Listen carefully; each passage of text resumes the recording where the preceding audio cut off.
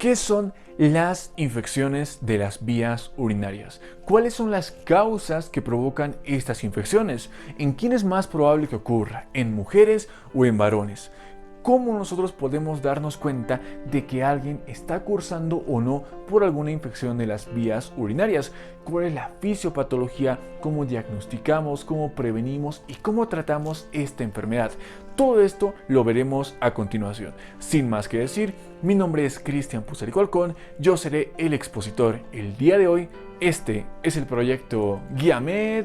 Comencemos, bien, y comencemos directamente definiendo qué son las infecciones de las vías urinarias. Estas se definen como la invasión, colonización y multiplicación de gérmenes patógenos dentro de las vías urinarias. ¿Y cuáles son las vías urinarias? Las vías urinarias son la uretra, que se conecta con la vejiga, los uréteres, que son estos dos que estamos viendo acá, y finalmente los riñones. Todas estas son las vías urinarias. Entonces, ¿qué son las infecciones de las vías urinarias? La presencia de gérmenes patógenos a este nivel. Pero solo es eso, la respuesta es no, sino que también se define con sintomatología urinaria. ¿Qué quiere decir esto? Que aparte de tener justamente invasión de gérmenes patógenos, también él o la paciente va a tener síntomas urinarios. ¿Y cuáles son los síntomas urinarios? Generalmente son dolor al orinar, son dolor a nivel de la espalda, dolor a nivel del abdomen, muchas veces también puede traer fiebre. Entonces, si tenemos tanto sintomatología como gérmenes patógenos en vías urinarias, ahí sí ya estamos hablando de infección de vías urinarias. Bien, ahora, un concepto muy importante para tener en cuenta más adelante es justamente el concepto de bacteriuria asintomática. ¿A qué se refiere la bacteriuria asintomática? Se refiere justamente a lo mismo, a la presencia de gérmenes patógenos en vías urinarias, pero que esta, a diferencia de la definición, es asintomática, como dice su nombre, no presenta ningún tipo de síntomas. Entonces, acá ustedes podrán preguntar, ¿cómo es que pueden determinar que tiene infección si no tiene ningún tipo de síntoma? Eso justamente es a partir del urocultivo, que generalmente nos da más de 100.000 unidades formadoras de colonias. Pero tranquilos, de esto hablaremos más adelante, solamente para tenerlo como concepto ahí en su cabeza. Bien, ahora, una vez que ya sabemos la definición de infecciones de vías urinarias, pasemos a ver cuáles son las causas justamente que provocan las mismas. Y las causas son generalmente bacterianas. ¿Y qué bacteria es la que generalmente provoca esto? Es justamente la E. coli, que la provoca en un 75% y según algunas literaturas la provoca hasta en un 85% de las veces. Bien, entonces también puede ser provocada por otras bacterias como por ejemplo la Klebsiella pneumoniae, el Staphylococcus saprophyticus, los enterococos, Pseudomonas aeruginosa, Streptococcus del grupo B y demás bacterias. Pero la más importante es esta que estamos viendo acá.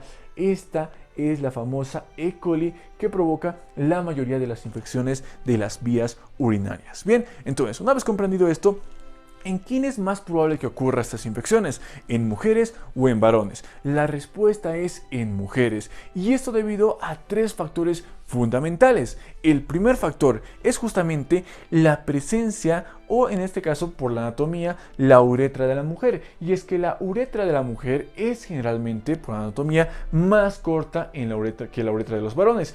Es por eso que las bacterias fácilmente pueden migrar por esta uretra y pueden llegar a nivel de la vejiga y a nivel de los riñones, de uréteres y demás. ¿Por qué? Porque la uretra es corta, el primer factor. El segundo factor es justamente por la proximidad que va a existir entre la uretra y el ano de la mujer. De tal forma que para las bacterias puede ser mucho más fácil migrar desde ese segmento hacia el nivel de la uretra y por ende colonizar posteriormente las vías urinarias. Bien, y el tercer factor es justamente un factor defensivo a nivel de los hombres, y es que la próstata libera sustancias antimicrobianas que justamente se encarga de eso, de eliminar microbios como por ejemplo las bacterias y por ende evitar infecciones de las vías urinarias. Bien, ahora, entonces, por eso es que es más probable en mujeres. Ahora, ¿esto quiere decir que en varones no ocurre? La respuesta es no. También puede ocurrir en varones, pero generalmente cuando ocurre es mucho, pero mucho más grave que lo que puede ocurrir en mujeres. Bien, Ahora, entonces, como les dije, es mucho más frecuente en mujeres y en varones es menos frecuente, pero puede ser más frecuente en dos etapas de la vida. Primero, cuando son neonatos y son menores de un año, ¿debido a qué? Debido a la fimosis fisiológica, y cuando son mayores de 60 años, cuando son ancianos. ¿Por qué? Justamente por la prostatitis y por la lesión a nivel de la próstata. Bien, ahora, una vez comprendido esto, ¿qué otros factores de riesgo pueden provocar daño o pueden aumentar justamente la probabilidad de tener infecciones de las vías urinarias? Pueden ser provocadas por mujeres sexualmente activas, pues justamente en el acto sexual se puede arrastrar diferentes bacterias a nivel de la uretra, facilitando la colonización. Bien. Lo siguiente puede ser un nuevo compañero sexual en los últimos 12 meses, justamente por el mismo mecanismo. Lo siguiente puede ser el uso de espermicidas. Si bien son buenos, también pueden traer serias bacterias justamente a nivel de las vías urinarias o cercanas a las mismas. Bien, otro factor de riesgo es la instrumentación de vías urinarias, y esto generalmente se la utiliza en pacientes que van a entrar a cesárea. ¿Por qué? Porque cuando entran a cesárea generalmente se le colocan sondas, la famosa sonda vesical, y esta sonda vesical muchas veces, cuando no recibe el cuidado de asepsia y antisepsia, puede arrastrar o puede llevar directamente bacterias justamente más fácilmente, incluso hasta la vejiga. Bien, ahora, otro factor son las anomalías estructurales y funcionales, como por ejemplo pueden haber algún tipo de tumor, algún tipo de lesión, de estenosis o estrechez, o directamente algún agente que provoque una obstrucción de tal forma que la orina se obstruya y justamente sea más fácil para la bacteria colonizar justamente ese segmento. Otro factor de riesgo es el antecedente de infecciones de vías urinarias, que quiere decir que la paciente ya anteriormente ha tenido infecciones. Esto muchas veces es señal de que el sistema inmunológico de la paciente está bastante bajo. Bien. Otro factor de riesgo es la diabetes mellitus, y es que esta diabetes mellitus, como dijimos en anteriores videos, tiene una clínica muy particular, que es la poliuria, y esta poliuria trae consigo la glucosuria. En palabras simples, eliminación de azúcar a partir de la orina, y este azúcar, al estar muchas veces almacenado a nivel de la vejiga, actúa como alimento para las bacterias, y por ende es un lugar mucho más lindo para vivir para ellas, y por ende más fácil de multiplicarse, invadir y colonizar las vías urinarias. Bien, entonces esta es la definición, las causas y los factores de riesgo de las vías urinarias. Ahora pasemos a ver la clasificación y la fisiopatología de esta enfermedad.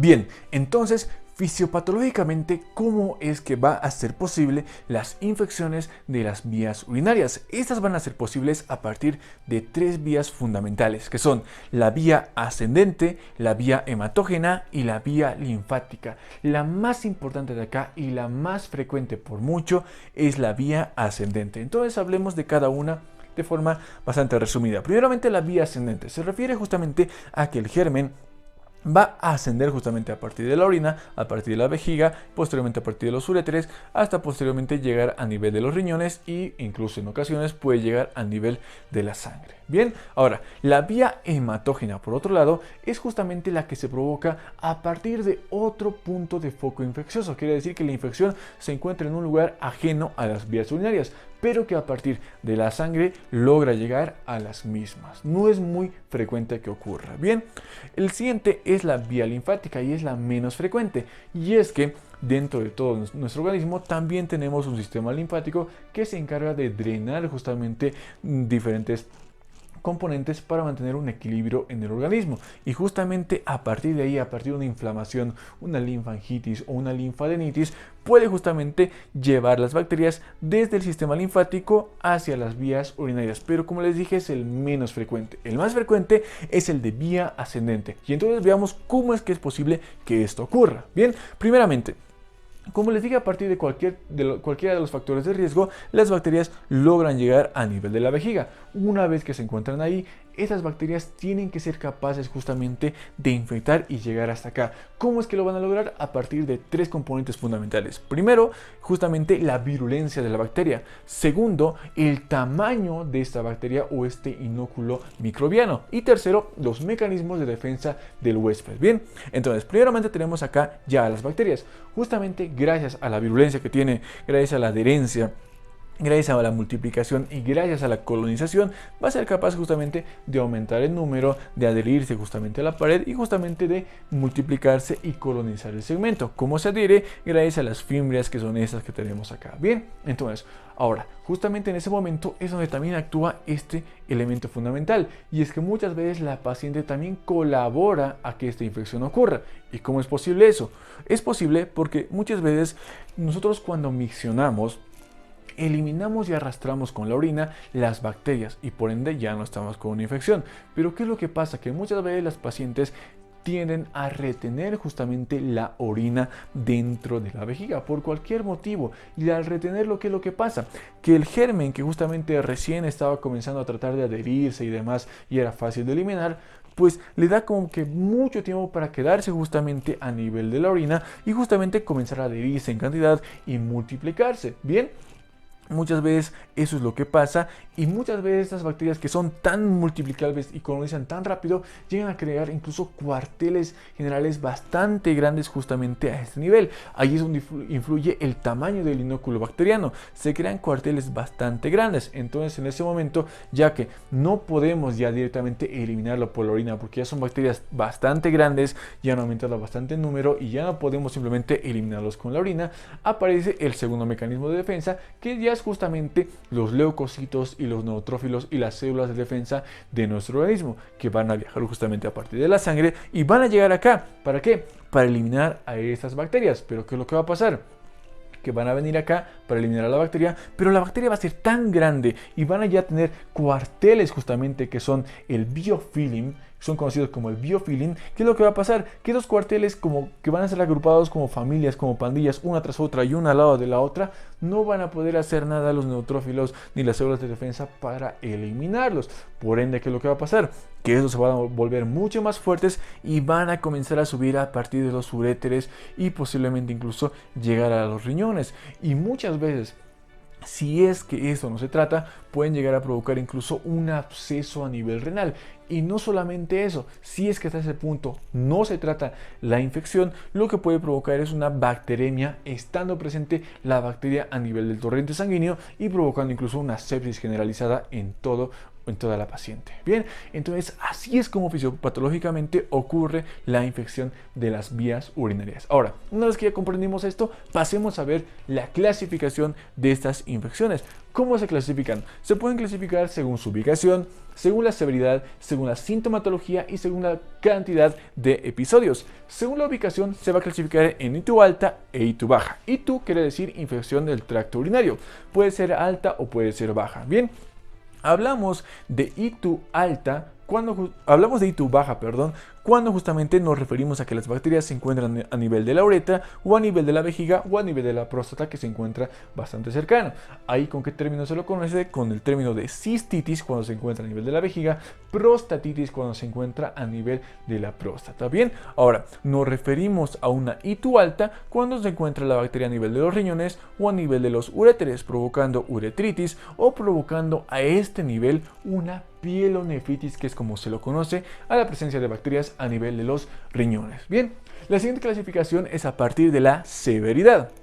Según la severidad puede ser complicada y no complicada, ya que las literaturas como que difieren. Por ejemplo, algunas literaturas nos dicen que la ITU complicada es cuando está acompañada de factores de riesgo, sea que la bacteria esté acá o esté acá. Es complicada cuando tiene factores de riesgo, como cuáles, como por ejemplo diabetes mellitus, instrumentalización de relaciones sexuales en los últimos 12 meses, un nuevo compañero sexual, espermicidas y demás. Cuando tenemos eso, ya quiere decir que es una ITU complicada, según alguna literatura, y por ende sería una ITU no complicada cuando no hay ningún factor de riesgo. Bien, ahora, según otras literaturas, quieren decir que una ITU es complicada cuando es alta. y una ITU no es complicada cuando es baja. ¿Qué quiere decir? Que sería una pielonefritis o una uretritis complicada y una cistitis y una prostatitis simplemente no complicada. Así de sencillo. Bien, otra clasificación la clasifica según la sintomatología, que esto es justamente una redundancia de lo que dijimos al principio, que puede ser una ITU sintomática, que no es nada más que la presencia de bacterias dentro de las vías urinarias sintomática, con sintomatología clínica. Pero por ende y por el contrario, el primer concepto del que les hablé, o el segundo, perdón, es la bacteriuria sintomática, que justamente es lo mismo, pero sin la presencia de síntomas, confirmado a partir del urocultivo. Bien, ahora y finalmente veamos según la cantidad de episodios. Según esto se puede clasificar en persistente, por reinfección y recurrente. Persistente se refiere a que persiste, que alguien continúa insistiendo, se podría decir. Bien, entonces, ¿qué quiere decir esto? Que una paciente ya ha sido diagnosticada correctamente de infección de vías urinarias, ya ha sido tratada correctamente, pero posteriormente a la primera, a la segunda o a la tercera semana vuelve a tener una infección de las vías urinarias. Y esta infección es por el mismo agente etiológico. ¿Qué quiere decir?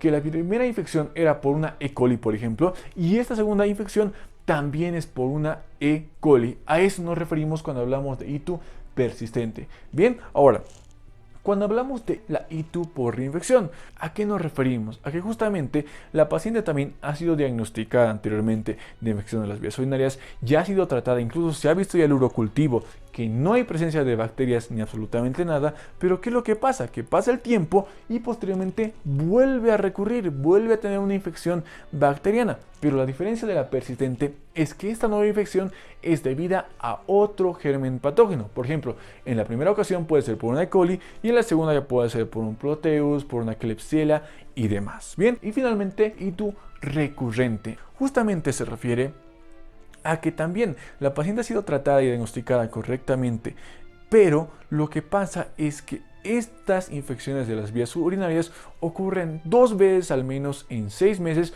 o 3 veces en un solo año, siempre y cuando, como les dije, sean tratadas, sean documentadas, sean diagnosticadas de forma adecuada. Bien, y entonces esta es la fisiopatología y la clasificación. En el siguiente video ya veremos la sintomatología, prevención, diagnóstico y tratamiento de esta enfermedad. Espero mucho que les haya gustado este video. Si fue así, ya saben lo que tienen que hacer. No olviden seguirnos en Facebook e Instagram y ahora también en TikTok. Estamos como Guiamed, en TikTok como Proyecto Guiamed, si no me equivoco. Lo voy a revisar y pues nada.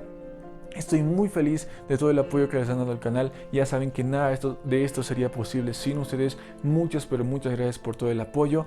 Y pues nada, si quieren las presentaciones, guías y demás, ya saben que están en el link de Patreon, que seguramente estará en la descripción del video. Sin más que decir, me despido. Mi nombre es Cristian Pusarihualcón. Este es el proyecto Guiamed. Gracias por todo. Chao.